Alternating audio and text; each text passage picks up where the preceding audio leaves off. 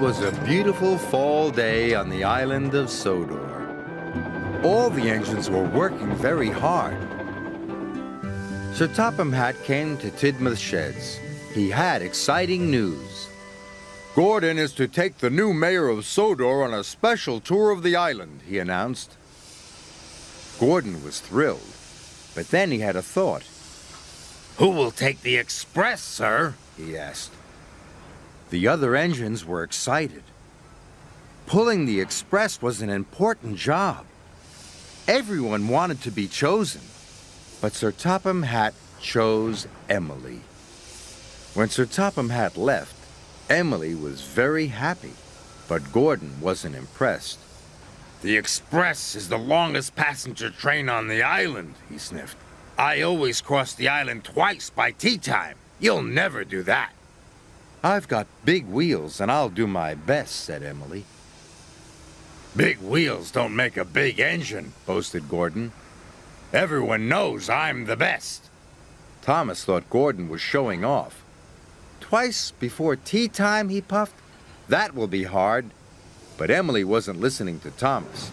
I'm going to be as good as Gordon, she said eagerly, and she steamed away as fast as she could.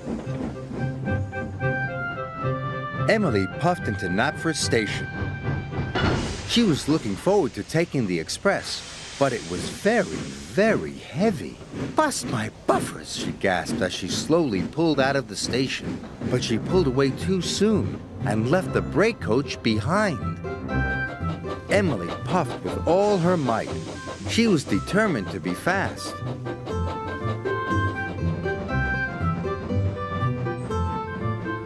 Emily had crossed the island once in good time. I am as good as Gordon, she puffed proudly.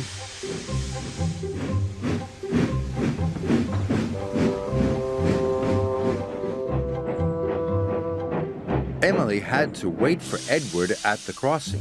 Edward went as fast as he could, but it wasn't fast enough for Emily. Hurry up, slow coach, she cried, or you will make me late.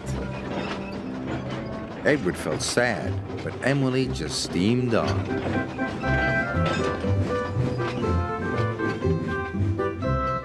Emily stopped in Maithwaite Station.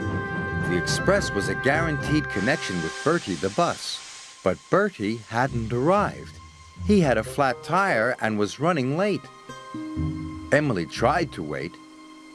She counted to 10, twice, but she felt as if her boiler would burst.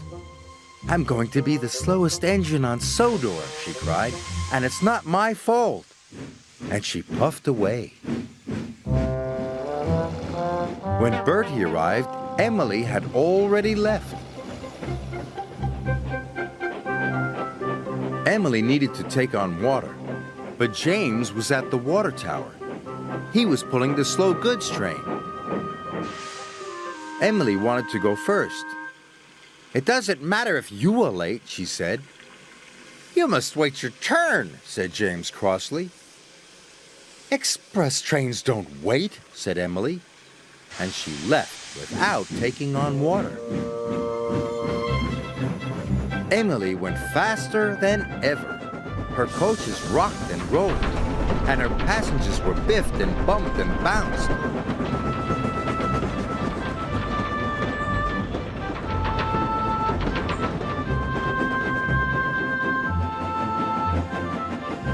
Finally, Emily could see Brendam Docks up ahead.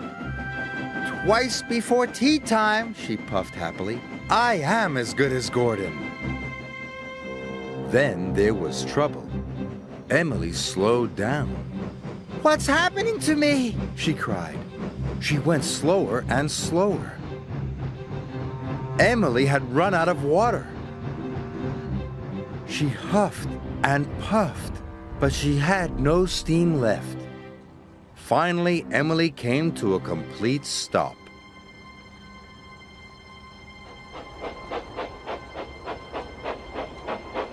Sir Topham Hatt arrived on board James. He was very cross. You should have waited, said Sir Topham Hatt sternly. And now you have caused confusion and delay. You left the brake coach, stranded Bertie's passengers, and bumped your coaches. You must learn to be more patient. Emily knew Sir Topham Hatt was right. She felt very bad. She was only trying to be as good as Gordon. "I'm sorry, sir," she said sadly. James pulled Emily into the docks. Then he went back to collect the express. Now I need an engine to take the slow goods train, said Sir Topham Hatt. Emily had an idea. "May I take it, sir?" she said. "If I promise to go slowly?" Sir Topham Hatt thought it was a grand idea. The slow goods train needs lots of patience, he said. Emily was pleased. She was determined to do a good job.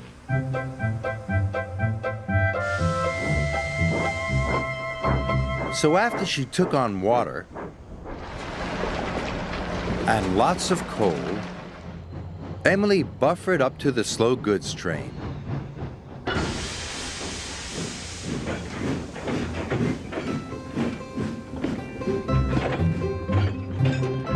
She stopped at all the right stations.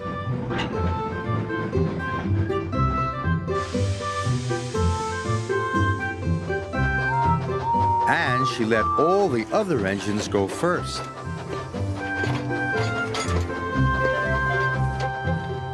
She stopped at a signal. Thomas was waiting there. "Hey, Thomas." "I am learning patience," Emily puffed. "But if only I could learn it faster." Thomas had to laugh.